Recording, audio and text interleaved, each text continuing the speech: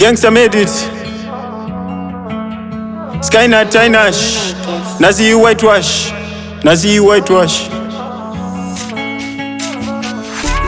Mwari Vanopa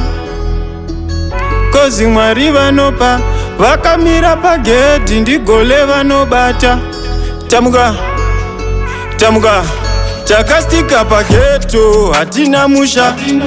kumari chokti vawane chekudya takatiza mamero kozi vamwe vanoba I regret kugara nsina mfaro tokumbira netariro Mwari Vanopa hatishaye kozi Mwari Vanopa vakamira pagedhi ndigole vanobata mwana wese Mwari vanoda vanpa lava vamire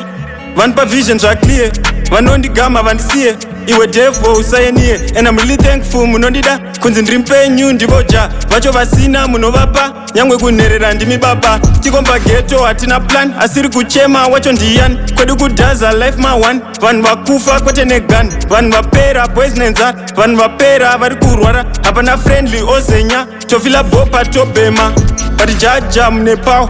munovaona vesava munobatidzawo kendo imimi muri special kana mhepo munoikamu kana zvese munoita kanda David Beckham nyangwe song munondibeka takastika pageto hatina musha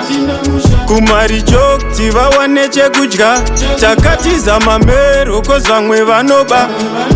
I regret kugara nsina mfaro tokumbira netariro Mwari Vanopa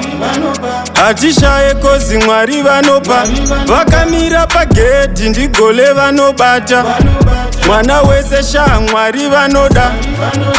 mageto isi munopa chipo vangobhora isu zvimbo munochengeta hamusibo patogumira munotanga go mi munotida so big up lesson you taught us never give up nyangwe madevil hatinyo and then you therefore never leave us vanhu vashata nyika yaora ruvatipedza vese atora njolo vakuita nyangwe varora nedombo vavhurwa semabipolar penge education nemaskola toziya mugodi kwete white collar brainwash tese secular vichemo sebhaibheri tantanyora takastika pageto hatina musha